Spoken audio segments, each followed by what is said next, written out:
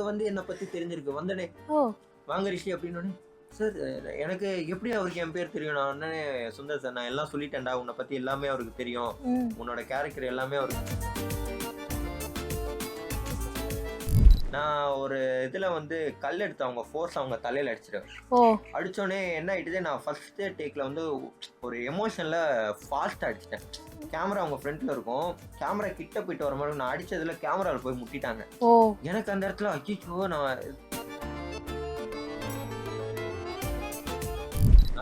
ஜெய் அண்ணாவோட பண்ணது எனக்கு பலூன் பண்ணது வந்து ஷூட்டிங் மாதிரில ஒரு அவுட்டிங் மாதிரி தான். அந்த ஊட்டி கொடைக்கானல் அப்படியே ஃபுல்லா அந்த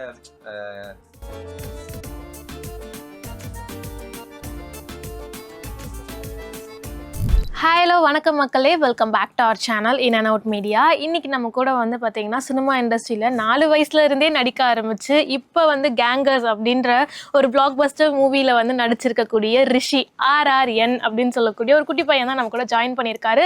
அவர் கூட 4 வயசுலேருந்து அவரோட சினிமா ஜேர்னி எப்படிலாம் இருந்தது, இப்போ இந்த கேங்கர்ஸ் படத்தோட எக்ஸ்பீரியன்ஸ்லாம் என்ன மாதிரி இருந்ததுன்னு தான் ஷேர் பண்ண போகிறாங்க.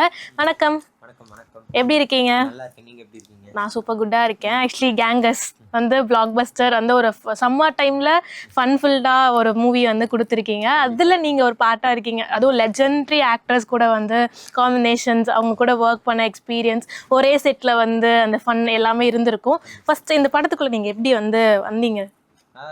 இந்த படத்துக்கு வந்து வாய்ப்பு கொடுத்த சுந்தர் சாருக்கு நான் இந்த இடத்துல ரொம்ப தேங்க்ஸ் பண்ணிக்கிறேன். ஏன்னா அவர் இல்லைன்னா நான் இந்த படத்தில் பண்ணியிருக்க முடியாது. இந்த படத்தில் எனக்கு எப்படி சான்ஸ் கிடைச்சதுன்னா, முன்னாடி என்னோட படங்கள் பலூன், சங்கிலி புங்கிலி கதவுத்தர படம் பார்த்துட்டு கம்பெனியில் கால் பண்ணியிருந்தாங்க. தம்பி வாங்க ஒரு ஆடிஷன் மட்டும் அட்டன் பண்ணிட்டு போங்க அப்படின்னு. சரி ஓகே அப்படின்னு யதார்த்தமாக போனது தான்.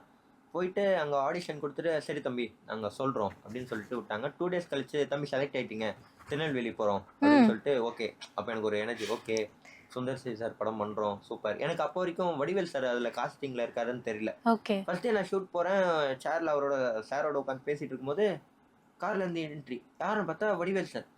எனக்கு நான் அவரை வந்து டிவியில் ஸ்க்ரீனில் எல்லாம் பார்த்து ரொம்ப என்ஜாய் பண்ணிட்டு நேரில் பார்த்தோன்னே எனக்கு டேய் உனக்கு அவரோட காம்பினேஷன் இருக்குடா படத்தில். சரி என்ன சார் சொல்கிறீங்க நான் இன்னும் பார்த்த ஷாக்ல இருந்தே வெளியே வரல. அவருக்கு வந்து என்னை பற்றி தெரிஞ்சிருக்கு வந்தனே வாங்க ரிஷி அப்படின்னு. சார் எனக்கு எப்படி அவருக்கு என் பேர் தெரியும்? நான் உடனே சுந்தர் சார் நான் எல்லாம் சொல்லிட்டேன்டா, உன்னை பத்தி எல்லாமே அவருக்கு தெரியும், உன்னோட கேரக்டர் எல்லாமே அவருக்கு தெரியும், உனக்கு தான் சொல்லணும் இன்னும் அப்படின்னு கோ டைரக்டர் எனக்கு கதையை சொல்லி அப்படியே இந்த படம் போச்சு. ஓகே, ஆனா அமேசிங்ல நீங்க எக்ஸ்பெக்டே பண்ணாம வடிவேல் சாரே வந்து உங்க நேம் சொல்லி கூப்பிடுறதுலாம் அந்த மொமெண்ட்லாம் வேற லெவல்ல இருந்திருக்கும். ஆனா சுந்தர் சி சாரே வந்து உங்ககிட்ட அதுக்கப்புறம் தான் சொன்னாரு உங்களுக்கு வந்து இந்த மாதிரி தான் ஒரு காம்பினேஷன்ஸ் இருக்கு அப்படின்னு. ஓகே, பார்த்த ஷாக்ல இருந்தே வெளியே வரதுக்கு முன்னாடி காம்பினேஷன் சீன்ஸ்ன்னு சொல்லிட்டாங்க. ஃப்ரேம் அந்த ஒரே ஃப்ரேம்ல நின்று சார் கூட ஆக்ட் பண்றது, ஏன்னா அவரோட நடிப்புலாம் வந்து வேற மாதிரி ஸ்க்ரீன்ல பார்க்கும் போதே எங்களுக்கு தெரியுது மனுஷன் எப்படா இப்படி நினைக்கிறாரு அப்படின்ற மாதிரி. ஒரே ஃப்ரேம்ல அவர் கூட வந்து அந்த ஒர்க் எக்ஸ்பீரியன்ஸ் எப்படி இருந்தது? என்ன மாதிரி உங்களை ஹேண்டில் பண்ணி கம்ஃபர்ட்டா வச்சுக்கிட்டாரு? ரொம்ப கம்ஃபர்ட்டா வச்சுக்கிட்டாரு. ஏன்னா எனக்கு வந்து அவர் ஒரு லெஜெண்ட். அவரு வேர்ல்ட் சினிமா எல்லாருக்குமே தெரியும், அவரை எல்லாரும் கொண்டாடப்படுற ஒரு ஆர்டிஸ்ட் அவரு. அவரோட எனக்கு ஃபர்ஸ்ட் ஷாட்டே அவரோட தான். ஃபர்ஸ்ட் ஷாட் எனக்கு அவரோட தான். டைலாக் வேற, தம்பி டைலாக் பார்த்துட்டீங்களா? பார்த்துட்டேன் சார் வாங்க அப்படின்னு சொல்லிட்டு கையை பிடிச்சிட்டு ஸ்பாட்டு கூப்பிட்டு போனார். எனக்கு நான் அந்த ஷாக்ல இருந்து அவர் கையை பிடிச்சி கூட்டு அங்கே செட்டில் அப்படியே நடந்து கூட்டு போயிட்டு இருக்காரு. எனக்கு நான் ஒரு ஏதோ ட்ரீம்ல இருந்த மாதிரி இருந்துச்சு, என்ன சார் என்னை கூப்பிட்டு போறாரு அப்படின்ட்டு. போய் நின்னோடனே எனக்குன்னா ரிஷி டைலாக் மட்டும் எங்கேயோ சொதுப்பிடாதரா, கரெக்டாக பேசுறே அப்படின்ட்டு இதில் இருந்தேன். சரி ஓகே சுந்தர் சார் அங்கேருந்து மைக்கில் ரெடியாடா போயிடுவோமா அப்படின்னோடனே சார் போயிடுவோமா அப்படின்னு கேட்டோடனே ஓகே போயிடலாம் அப்படின்னா தம்பி ஆல் த பெஸ்ட் அப்படின்னாரு. நான் அங்கேருந்து நடந்து ரிஷி காம் காம் காம் அப்படின்னு சொல்லிட்டு போயிட்டு டைலாக் சொன்னோன்னே சார் சூப்பரா நல்லா பண்ணுற சூப்பராக பண்ணுற அப்படின்ட்டு. நான் சில நேரத்தில் ஏதாவது தடுமாறினா கூட அவர் வந்து அதை எனக்கு அந்த இடத்துல என்ன ஆயிரும்னா ஐயோ தப்பா நினச்சிப்பாங்களே ஆர்டிஸ்ட் அப்படின்னு இருக்கும். அவர் வந்து அந்த இடத்துல டைலாக் விட்டியா அடுத்தது பண்ணுவோம் சூப்பரா அப்படின்ட்டு அடுத்த டேக் சூப்பர் வாங்க போவோம் அப்படின்ட்டு எனர்ஜெட்டிக்கா இருப்பாரு. ஓகே, உங்களுக்கு ஏதாவது கவுண்டர் போட்டு வந்து ஏதாவது ஃபன் பண்ணிருக்காரா? அந்த மாதிரி விஷயம் எல்லாம் நிறைய பண்ணிருக்காரு. அவரு பாட்டுலயே வந்து எல்லாரையும் வந்து இது பண்ணுவாரு. அவரு ஷூட்டிங் ஸ்பாட்ல என்ட்ரி கொடுக்கும்போது ஏதாவது ஒரு ஓல்டு சாங் பாடிக்கிட்டே டான்ஸ் ஆடிக்கிட்டே வருவாரு. எவ்ரிடே ஷூட்ல வந்து அவர் கார்ல இருந்து இறங்கி வந்துட்டு கேரவன் போக மாட்டாரு, ஸ்பாட்டுக்கு வந்து எல்லாருக்கும் கை கொடுத்துட்டு ஒரு பாட்டு பாடிட்டு எல்லாருக்கும் ஃப்ளைங் கிஸ் கொடுத்துட்டு தான் போவாரு. ஓகே, அந்த படத்துல மட்டும் இல்ல நேர்லயுமே அந்த பழைய பாட்டு பாடுறது வந்து ஹேபிட்டா வச்சிருக்காரு. என்ன பாட்டு அதிகமா பாடுவார் வடிவேல் சார்? ஆக்சுவலி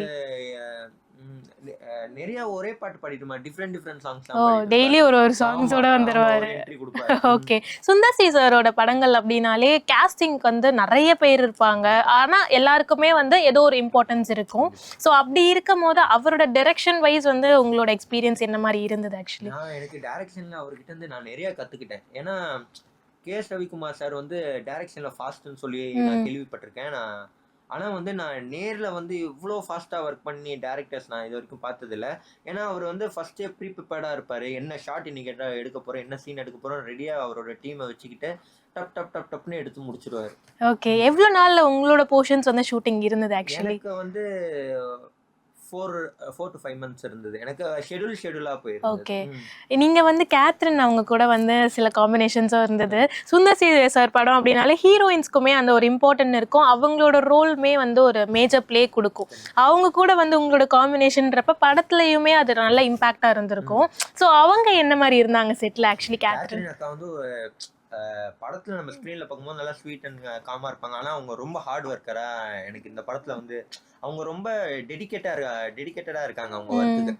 அவங்களுக்கு வந்து தமிழ் கொஞ்சம் கொஞ்சம் தெரிஞ்சாலும் அவங்க அந்த டைலாக் ப்ராக்டிஸ் பண்ணும்போப்பா இவ்வளோ இதா பண்றாங்களே, அவங்க ஸ்போர்ட்டிவா எடுத்து பண்றாங்களே அப்படின்ட்டு. என் கூட டைலாக் பேசும்போது நான் ஏதாவது தப்பு பண்றேன்னா ஏதாவது எனக்கு சொல்லுங்க அப்படின்னு, அக்கா சூப்பரா பேசுறீங்கக்கா நீங்க எப்படியே பண்ணுங்க அப்படின்ட்டு பண்ணி நானும் என்கரேஜ் பண்ண, அவங்களும் என்கரேஜ் பண்ணி அப்புறம் இந்த இன்டர்வெலுக்கு முன்னாடி ஃபைட் சீக்வன்ஸ் எனக்கும் அவங்களுக்கும் இருக்கும். நான் ஒரு இதுல வந்து கல் எடுத்து அவங்க ஃபோர்ஸ் அவங்க தலையில அடிச்சிடுவேன். அடிச்சோடனே என்ன ஆயிடுது, நான் ஃபர்ஸ்ட் டேக்ல வந்து ஒரு எமோஷன்ல ஃபாஸ்ட் அடிச்சிட்டேன். கேமரா அவங்க ஃப்ரண்ட்ல இருக்கும், கேமரா கிட்ட போயிட்டு வர மாதிரி நான் அடிச்சதுல கேமரால போய் முட்டிட்டாங்க. எனக்கு அந்த இடத்துல அச்சோ நான் தப்பு பண்ணிட்டேன்டா ஆர்ஆர்ன்னு அப்படின்ட்டு அக்கா சாரிக்கா, ஏன்டா என் மேல என்னடா கோவம் உனக்கு அப்படின்னு. ஐயோ அக்கா நிஜமாலே சாரி அப்படின்னு சுந்தர் சார் மானிட்டர்ல இருந்து டேக் ஓகே அப்படின்ட்டு. அக்காவுக்கு வந்து ஒரே என்ன சார் சொல்றீங்க அப்படின்ட்டு போய் மானிட்டர்ல பார்த்தா அது ரியலிஸ்டிக்கா இருந்தது.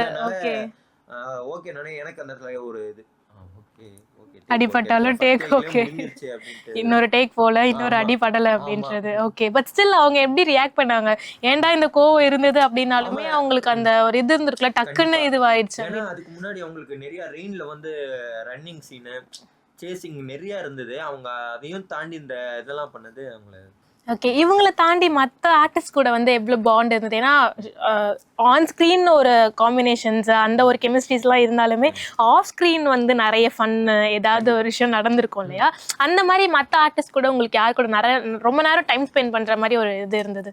நாங்கள் ஷூட்டிங் ஸ்பாட்டில் வந்து டென்ட்டில் உட்காந்துட்டு எல்லாரும் சேர் ரவுண்டாக போட்டுட்டு உட்காந்துட்டு பேசிட்டு இருப்போம். அவங்க எக்ஸ்பீரியன்ஸ் எல்லாம் சொல்லுவாங்க. Vadivel sir, Sundar sir, mime Gopi sir, Catherine அக்கா, வாணி போஜன் அவங்கள வந்து நான் அவங்களோட எனக்கு காம்பினேஷன்ல படத்துல. ஆனா நான் ஒரு நாள் ஷூட்ல வந்து அவங்க வந்திருந்தாங்க.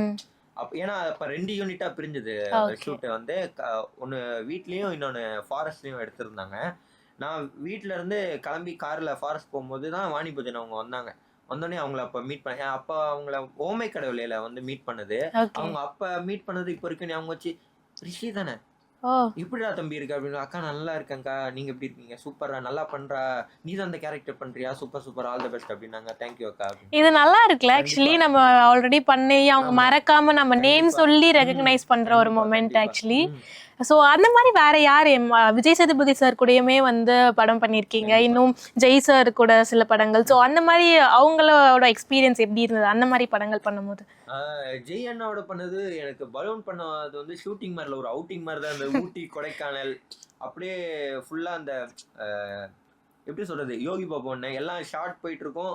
பிரேக் வந்தோடனே கிரிக்கெட் விளையாட போவோம். நான், யோகி பாபு அண்ணன், டேரக்டர் அண்ணன், சினிஷ் அண்ணன், ஜெய் அண்ணன், அஞ்சலி அக்கா, எல்லாரும் செட்டு ஃபுல்லாக கேமராமேன் எல்லாருமே கிரிக்கெட் விளையாடுவோம்.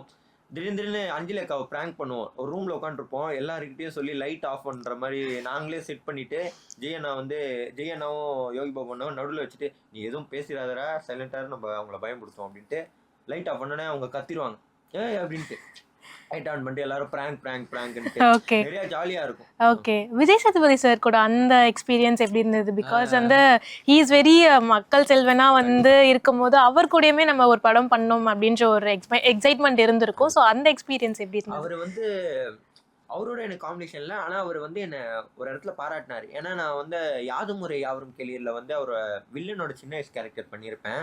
ஒரு ஜெயில் சீக்வன்ஸில் ரெயினில் இருக்கும். நான் ஓடி வந்து ஹீரோ சின்ன வயசு கேரக்டரை வந்து ஷர்ட்டை பிடிச்சி கீழே தள்ளி அடிக்கிற மாதிரி. நான் அந்த எமோஷனல் இதாக பண்ணோடனே அவர் சேர்லேருந்து எந்திரிச்சு வந்து கை கொடுத்து, தம்பி மிரட்டிடடா, நிஜமாலே சூப்பராக பண்ணடா, இந்த மாதிரி நிறையா பண்ணுடா அப்படின்ட்டு அவர் வந்து அவர் சொல்ல சொல்ல எனக்கு ஓகே நம்ம நல்லா தான் பண்ணியிருக்கோம் போல இருக்கு இப்போ இந்த இதில் ஸ்பாட்டில் அப்படின்னோடனே ஸ்டன் மாஸ்டர்ஸ் டேரக்டர் எல்லாருமே எந்திரிச்சு வந்து கை தட்டி கை கொடுத்து எல்லாம் இது பண்ணாங்க. ஓகே, எல்லாரும் இந்த மாதிரி அப்ரிஷியேட் பண்றப்ப கண்டிப்பா. நம்ம அடுத்த ஒண்ணு பண்ணணும் அப்படின்ற ஒரு பூஸ்ட் கொடுக்குது இல்லையா? கண்டிப்பா. சோ அந்த மாதிரி அடுத்த லைனப்ஸ்ல என்ன மாதிரி படங்கள் வச்சிருக்கீங்க ஆக்சுவலி?